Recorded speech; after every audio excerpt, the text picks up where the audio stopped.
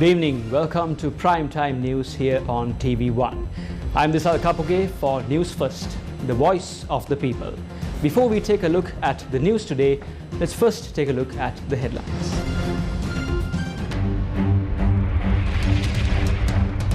Advanced level exam begins tomorrow. 10 extra minutes allocated for candidates to answer question papers. Special transport service to operate from tomorrow. National Election Commission instructs the candidates not to disrupt the GCE A-level examination when campaigning for the election. Will an uninterrupted power supply be provided for the students sitting for the GCE advanced level examinations? Signs of disagreement between the Ceylon Electricity Board and the Public Utilities Commission of Sri Lanka. Do not attempt to postpone the election. Election monitoring organizations reiterate, think about the economy before conducting the election. The government emphasizes. China provides assurances to Sri Lanka, offers 2-year debt moratorium. Football Federation of Sri Lanka suspended by FIFA. Now in your top story for tonight, the Football Federation of Sri Lanka has been suspended by World Football Governing Body FIFA until further notice. In a strongly worded letter from the International Federation of Association Football, commonly known as FIFA, the Secretary-General noted that the Bureau of the FIFA Council made the decision effective until further notice. The circular by FIFA read, and I quote, "With effect from the 21st of January 2023, the Football Federation of Sri Lanka has lost all of its membership rights as defined in Article 13 of the FIFA statutes until further notice," unquote. Accordingly, the Football Federation of Sri Lanka representative and club teams are therefore no longer entitled to take part in international competitions until the suspension is lifted. This also means that neither the Football Federation of Sri Lanka nor any of its members or officials may benefit from any development programs, courses or training from FIFA or the AFC. The circular published by FIFA was issued to all 211 members of FIFA worldwide, instructing them not to enter into any sporting contact with the Football Federation of Sri Lanka or its teams, while the FFSL is suspended. The advanced level examination for the academic year 2022 will begin tomorrow. Commissioner General of Examinations Amit Jayasundara said that students will get additional 10 minutes for the second paper in addition to the 3 hours allocated for the paper. 331,709 students will be sitting for the advanced level examination this year. Among them, 278,196 are student applicants, while 53,513 have applied privately. 263 students with special needs will also be sitting for the examination that begins tomorrow. 2,200 examination centers have been set up and 25,151 officials have been deployed on duty for the exams. The advanced level exams that begin tomorrow will end on the 17th of February. What can be considered as a valid identity card? There are 3 documents that we consider as valid identity cards. They are the National Identity Card, a valid driver's license. And if there is anyone who has applied for a national identity card and does not have enough time to get it, the letter issued to them by an authorized official bearing their signature and the candidate's photograph. We will consider all 3 of these documents as valid identity cards. Will the candidates get additional time to write the exam? Papers where the students have to read questions and select the questions they want to answer. We have allocated an additional 10 minutes for the students. If we distribute the paper at 8:30 a.m., we will be collecting the answer sheets at 11:40 a.m. We have given students a time period of 3 hours and 10 minutes to answer those question papers. What can students take into the examination hall?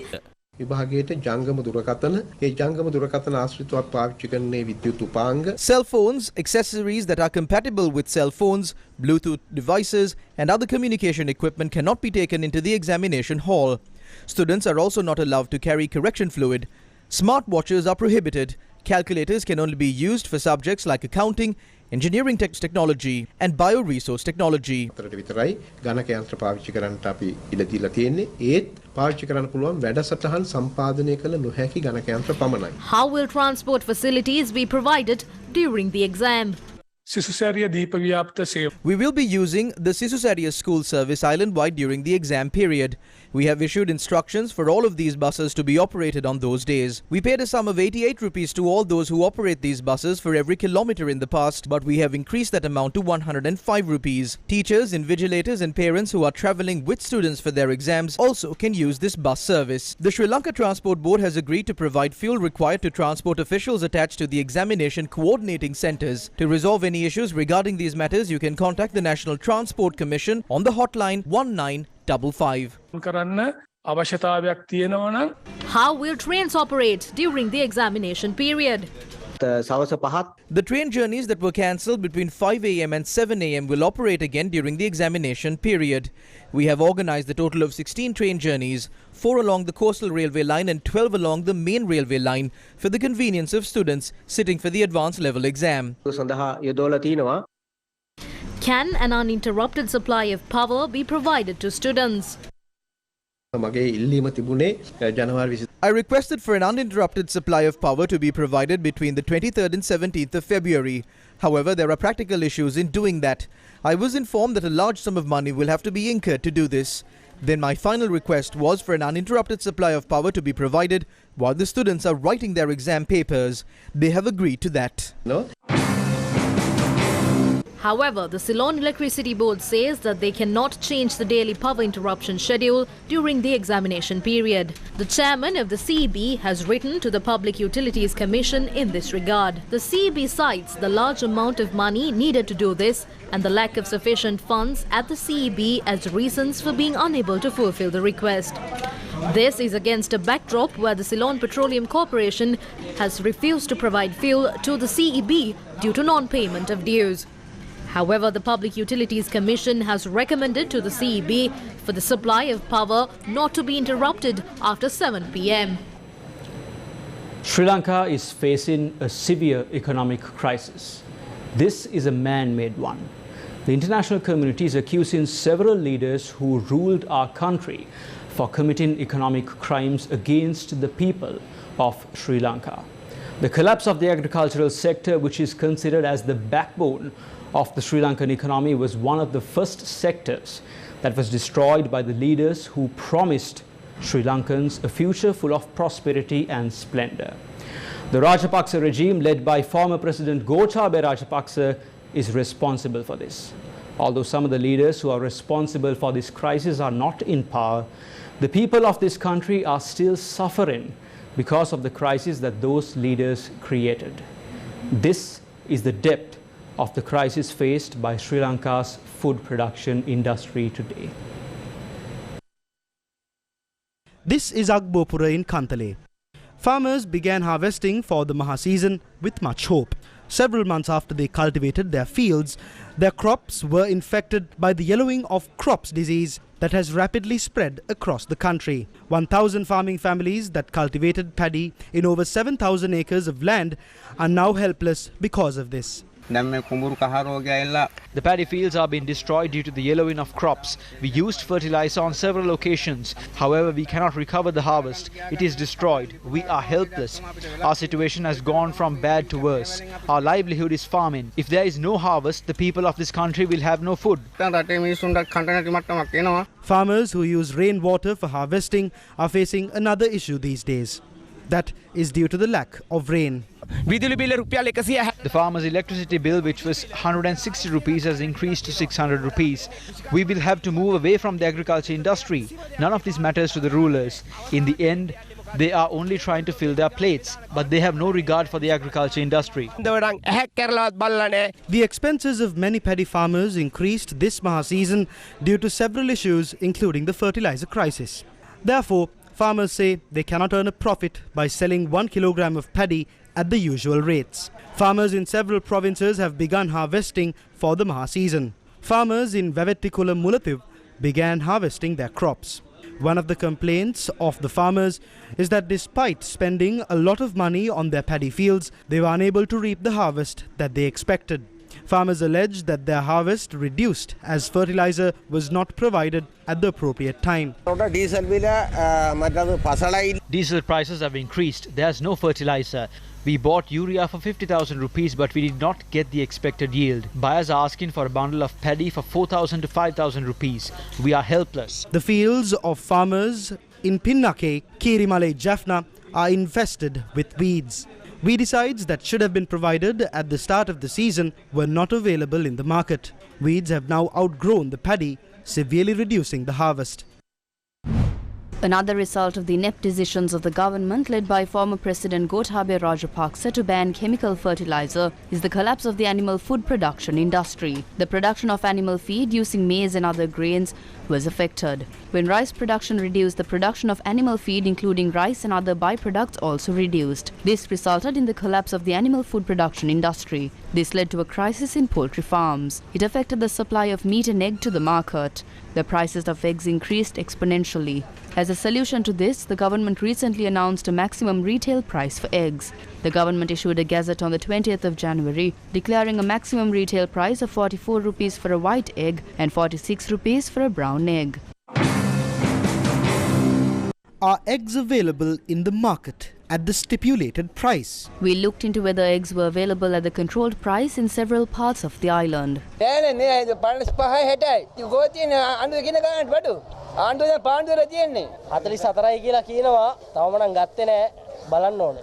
අපි 54 විතර ස්පාර කරනවා. අපි විකුණන තියෙන 46ට. එහෙම විකුණන්න බෑ. රුපියල් 7කට පාඩු වෙලා තමයි අපි මේ බිස්නස් කරලා යන්නේ. Officials of the Consumer Affairs Authority conducted raids today to nab traders selling eggs at higher prices. The authority seized a lorry in Kalaniya where eggs were being sold at a price of 50 rupees.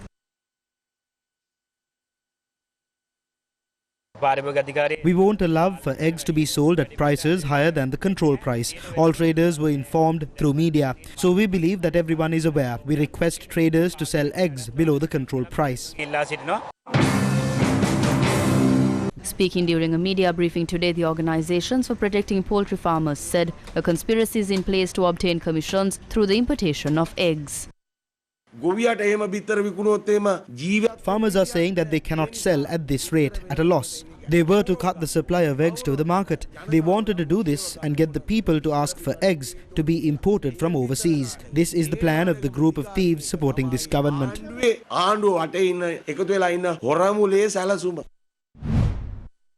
The human-elephant conflict is not just another unresolved issue in Sri Lanka. It is a personification of the failure of our leaders to work for the welfare of the citizenry. While people across the island are fighting every day to make ends meet, on top of that, these people have to lock horns with marauding wild elephants. 2 more people lost their lives after being attacked by wild elephants today. Rupavati, a resident of Maningamu, Anuradhapura, was attacked by a wild elephant at 8:30 this morning. She was 60 years old. ලොකු පුතාවයි පොඩි පුතාවයි අරගෙන දහම් පාසලට එනකොට පොඩි පුතාව දහම් පාසලේ තියලා එයාව ටීචර්ට බාර දෙන්න යනකොට තමයි යලිය ගහලා තියෙන්නේ. Villagers point out that these elephants encroach into their villages from the forest reserve that borders their village. According to the residents, this is the 3rd person who died in the area after being attacked by wild elephants. When people take their children to school, we are not sure if the children and the parents will return home. The government has done nothing. The farmers here had brought wires and set this up. If the government sets up an electric fence here, that will save many lives. Meanwhile, another person who was attacked by a wild elephant died in Kappelamigalawa in Galgamua. The deceased was a 38-year-old Sujiva Tharanga Jayakodi. Sujiva had been on his way home after work when he was attacked by the elephant.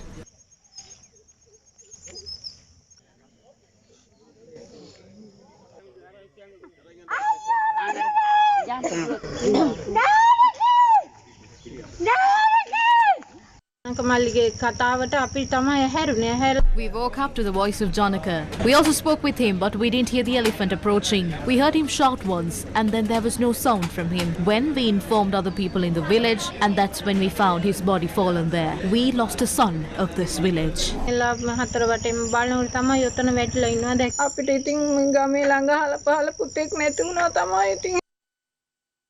A large number of lives have been lost and a massive amount of property has been damaged by wild elephants in Sri Lanka. However, responsible officials have still not been able to find a viable solution to the human-elephant conflict. For as long as we can remember, our people were manipulated to obtain power. The people in power used fear and deception to manipulate our people to stay in power. They did not hesitate to crush the people to accomplish their selfish motives. In the same vein, the people hoping to ascend to power used various means to hoodwink the public and manipulate them to clinch power. In some instances, they mercilessly used fear to attain power. At the end of it all, there was a change of heads at the top. The people of this country have paid the price. Did any of these parties honestly try to solve the issues faced by the people? Isn't this the tragic truth of the Sri Lankan citizenry who have always been deceived? The Sunday Times reported that China yesterday responded to Sri Lanka's long-standing request for a commitment on rescheduling its debts as a prelude to a bailout by the International Monetary Fund. According to the report, China has offered a 2-year moratorium on debt. In a letter to President Ranil Wickremesinghe in his capacity as Finance Minister, the Exim Bank of China, responsible for much of the loans given to Sri Lanka, said the 2-year moratorium will be a short-term suspension of the debts owed to China, while asking all Sri Lanka's creditors to get together to work out medium-term and long-term commitments. According to the Sunday Times, the letter also extends China's support to the IMF Extended Fund facility and requests the IMF to go ahead with the discussions on debt restructuring that will lead to an IMF program. Is this assurance by China final or negotiable? Of course, we don't know whether we have to negotiate a little further or this is the final sort of negotiation. We can only comment on that when we see the final draft of the letter. At the same time, we have to come to some level of consensus through negotiations and agreement, mutual agreement. Is a 2-year debt moratorium sufficient? It all depends on the IMF's debt sustainability assessment. If the economy is contracting this year also by 3%, we will pretty much have about a 1 year to recover the economy and start repaying the debt. So that would be the challenge. But we have to wait for IMF's debt sustainability analysis and their forecasting. How will this assurance from China affect other creditors? So in this case, definitely it is going to affect the bilateral creditors and private creditors. We need to understand in a debt restructuring context, there's also a geopolitical sensitivity here because generally IMF, there's a strong membership from the US and the Western countries bloc. Of course, we know the relationship between China and US, United States is also not very strong as we speak. So generally, when the US brings certain concerns forward, of course, there's some level of reluctance from China. So we have to consider that as well. But I think in this context, everyone agreeing and providing that their commitment for Sri Lanka's debt restructuring is a positive sign.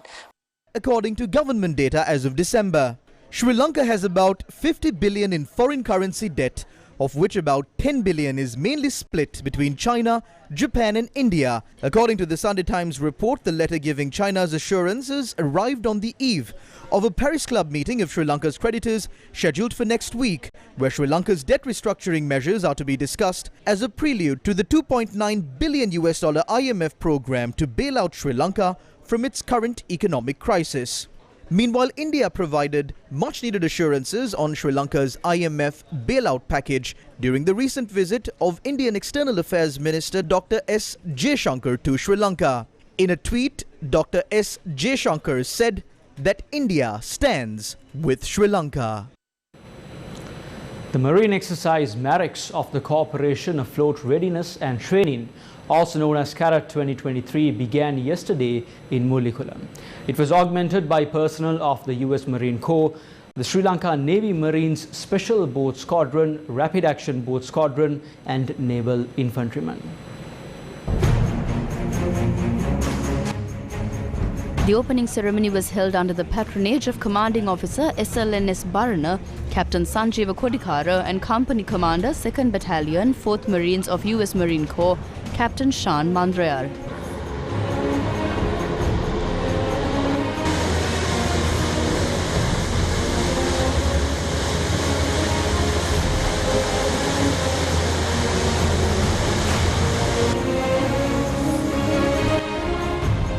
Meanwhile, the humanitarian aid and disaster relief exercise was conducted today at Northwestern Naval Command's Mullikulam coast. Tactical combat casualty care, combat life-saving, jungle warfare, military operation in urban terrain and rescue operation training exercises were performed yesterday, marking the commencement of show phase training of CARAT 2023. During the humanitarian and disaster relief exercise held today, the US Navy displayed how to deploy vehicles containing aid and civilians to the shore using a landing craft and air cruise type vehicle. The Sri Lanka Navy was also trained in tactical and practical knowledge on how to navigate such a situation. A group of senior officials, including Rear Admiral Nishantha Piris, the commander of the Northwest Navy,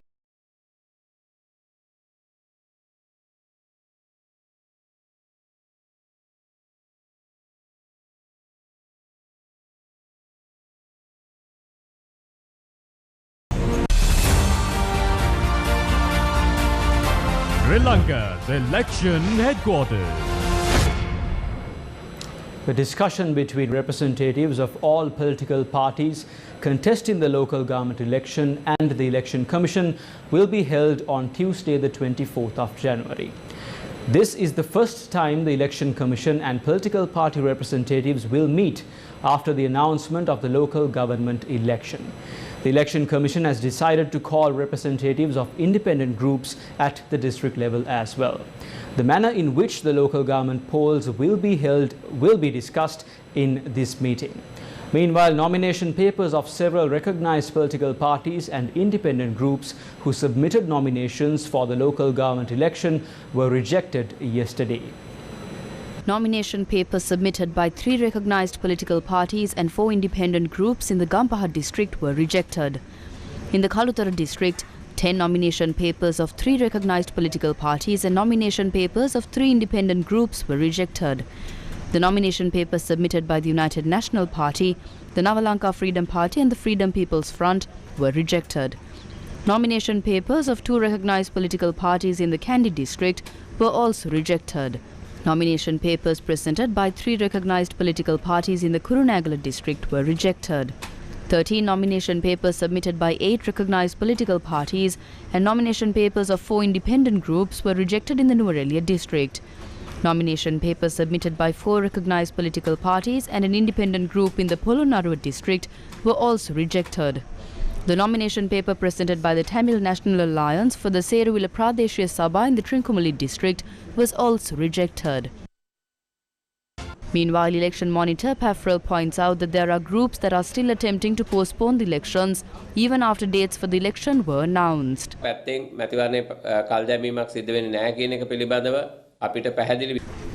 We can be certain that the Election Commission will not postpone the election. We know that there are many political attempts that are being taken to postpone the election, but this election cannot be postponed politically. It can only be postponed legally. They have used certain avenues available there. The President and the government are duty-bound to assist the Election Commission to hold the election. If they are failing to do so, we will have to consider that as a failure of this government. But if attempts are made to postpone the election by obtaining a court order, we don't know how the court will rule on that.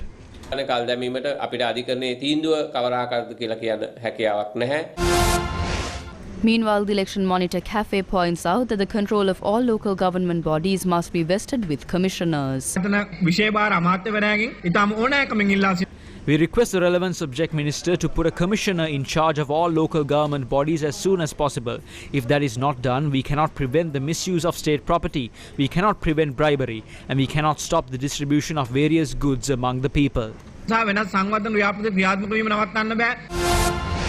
Meanwhile, the Institute of Democratic Reforms and Electoral Studies convened a media briefing and made a request from the Constitutional Council. The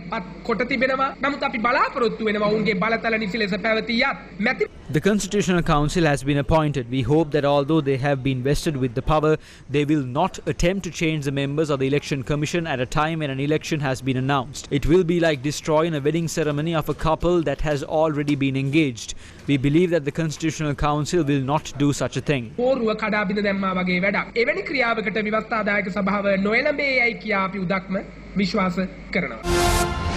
The National Elections Commission has requested all candidates not to disrupt the advanced level examination that will begin tomorrow during their campaigns for the local government election. Chairman of the Commission, Nimal Punchiheva, said that all parties should abide by election laws.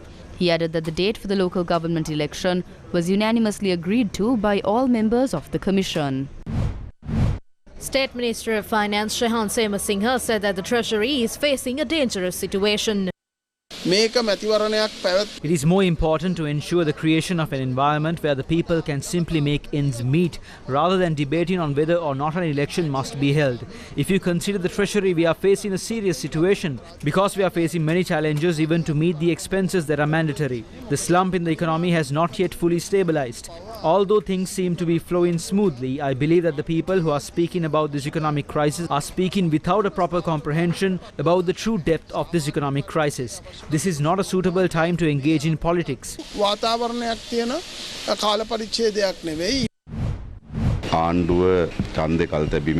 The government started a large campaign to postpone the election. Many of their attempts have been defeated. Their attempts to postpone the election is in its final stages in court. We strongly believe that the court will not give them that decision. Therefore, if the government expected to postpone the election using this act, that act does not leave any space for the election to be postponed. We believe that Neil Hapuhinna would have taken that decision not based on a decision taken by the cabinet, but under the influence exerted by Ranil Wickremesinghe. But top brass state sector employees in this country must understand that attempting to obstruct an election is an offence punishable by a 3-year imprisonment. Therefore, I believe that no public official will attempt to obstruct the right of the people to vote at this election. The Secretary of the Treasury is entrusted with the task of allocating money as per the budget that is passed in Parliament. If the treasury of the country has been depleted to a point where we cannot conduct an election, if the treasury was robbed that much, the country definitely needs the election to expel these rulers. The President and the government are not of the opinion that the election should be held. In fact, if they try to postpone or stop the election saying they don't have money, we will have to consider it as a sign of dictatorship. Maybe the government can say, yes, we bankrupt your country, but there is no way that we can give you an opportunity to send us home because we don't have money in the treasury. This election is being held to chase away the people responsible for bankrupting the country. The people who bankrupted the country can't come here and say that we bankrupted your country and that's why you don't have money to have an election. That's the exact reason you need to vote. People are asking for a vote to expel the people who bankrupted the country.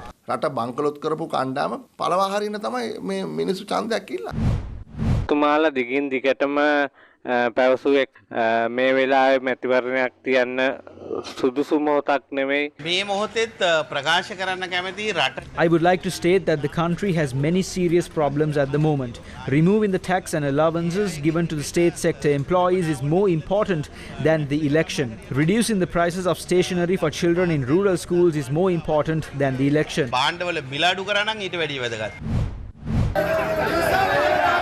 Leaders of the groups from the National People's Power Movement contesting in the Colombo district convened a media briefing in Colombo today. The media briefing was chaired by parliamentarian Harini Amrasuriya. මේ වෙනකොටත් අපි දන්නවා ජනතාව තුළ මේ මැතිවරණය We know that although there is much anticipation among the people for this election, the government is still trying to conspire and prevent the election from taking place. But it is also clear that all of those attempts are being defeated. The government must learn that the power of the people is greater than all of this. If they didn't learn it last year, they must at least learn that lesson this year. We believe that the first step in ending the Aragalaya that began on the 9th of May will be taken on the 9th of March. ඉවර කරන පළවෙනි වෙඩිමුරය පත්තු වෙන්නේ මාර්තු 9 කියන එක අපිට විශ්වාසයි. ඇත්තටම අපි කොළඹ මහනගර සභාව ගැන කතා කරොත් If we speak about the Colombo Municipal Council, many say that it is as powerful as the Parliament. If we really look at it, the massive amount of money earned by the Colombo Municipal Council can be used to solve the issues of all people in Colombo. We can see that the issues of the people in Colombo have not been solved in any way. The issues in Colombo are not being solved because of fraud, corruption, theft and the lack of proper management. These people have only changed the name and colour of their party. අවාසනාවට තමන්ගේ පක්ෂේ නමයි පක්ෂේ පාටයි. ඡන්දේ කල් දැමීමට අදාළ විශාල Ranil Wickremesinghe is creating a debate and a doubt in the minds of the people about postponing the election. This is supported by the disciples of Mahinda Rajapaksa because they are scared of this election. They cannot go to the villages. They have no votes there. Ranil Wickremesinghe tried to prevent the election. All actions that were taken in violation of the constitution have been and will be challenged in the Supreme Court by the lawyers of the National People's Power. Today, the union is between the elephant of Ranil Wickremesinghe and the Pohottuwa of Mahinda Rajapaksa. Mahinda Rajapaksaගේ පොහොට්ටුවයි එකට පූට්ටු වෙලා. They are saying that the economy of the country has stabilized because of the current president. But when they remember the election, the government begins creating situations where the people don't have food, power, and the government can't pay their salaries. We would like to ask this government if they have a plan to provide 3 meals to the people of this country if the election is not held. Leader of the opposition, Sajith Premadasa, says a code of ethics will be introduced for all local government representatives. We will introduce a new smart governance within our councils. First, we will introduce a code of ethics and subject every councillor who is appointed to a disciplinary system. If they break the code, they will be sent home. It is forbidden for any councillor to directly or indirectly engage, take up contracts, even by using someone else's name. If someone was expecting to do so after being appointed through our lists will reduce from now. Not only that, our target is to put Sri Lanka first and take the country to the top spot in the world. We must build the country for this. To come out of bankruptcy, we have to reduce the number of days we take leave and work more. I am ready to lead with example. If the leader can do it, so can his followers. We will show the programs that can take this country out of this crisis. The opposition leader expressed these views during a Samagi Jana Balawegaya rally held in Morawalla. News First with the people. The Faculty of Medical Students Active Committee staged a protest in Galle today against the oppression of the current government. The Medical Faculty Students Action Committee staged a protest demanding the immediate release of the convener of the Inter-University Student Federation, Wasantha Mudalige, and to put a stop to government oppression.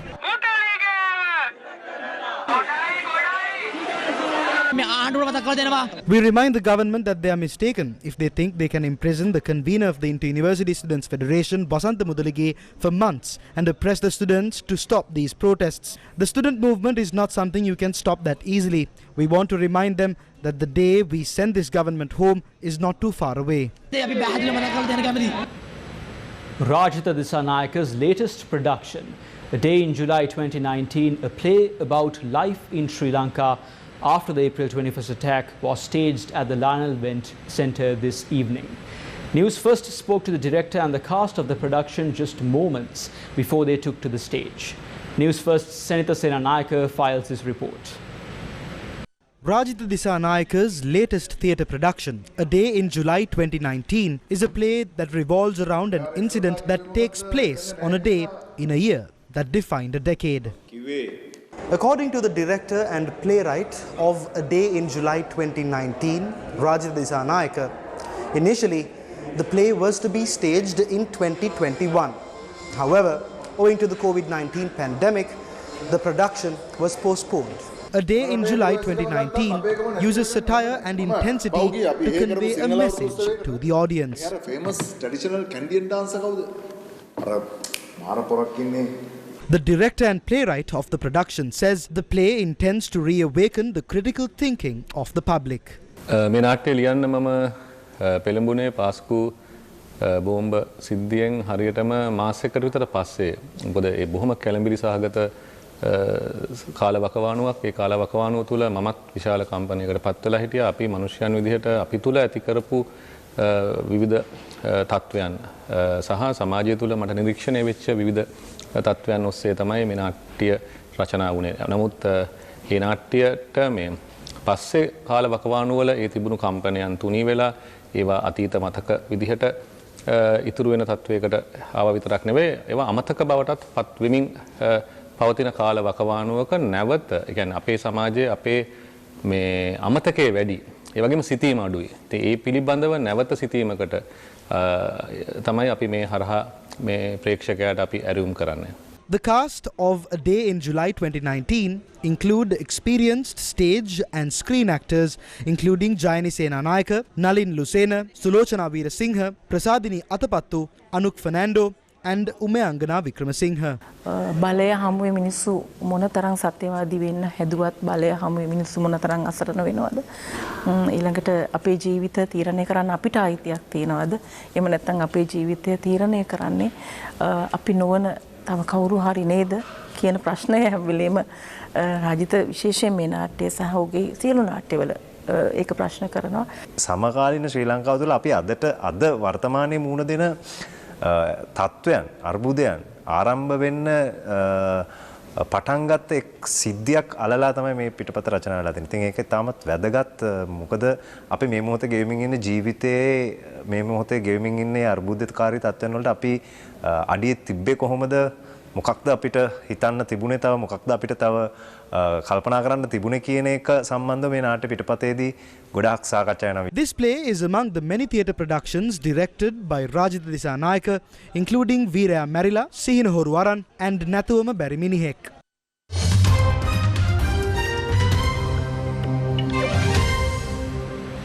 The dawn of the Chinese New Year was celebrated today.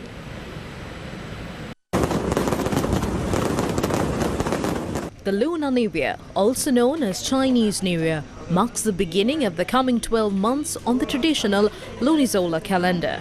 Also known as the Spring Festival or Lunar New Year, the festival marking the advent of spring is widely celebrated in China and several East Asian countries. The lunar calendar is based on the annual cycle and movements of the moon, while the solar calendar is based on the sun and is divided into 24 solar terms. The occasion is observed by many people of Chinese descent and is also commemorated in other countries across Asia, including South Korea, Japan, Indonesia, Malaysia, Philippines and Singapore. Ending the year of the water tiger, which is seen as a symbol of strength and braveness, the 2023 Lunar New Year is said to welcome the year of the rabbit. The rabbit is the fourth animal in the zodiac sequence of 12 and is seen as the luckiest. Families traditionally gather during this time to share scrumptious meals, while children are often given money in red packets known as hongbao. Other traditions include people cleaning their homes thoroughly to rid the household of bad luck. Some eat specially prepared food on certain days during the celebrations, which are also supposed to bring good luck.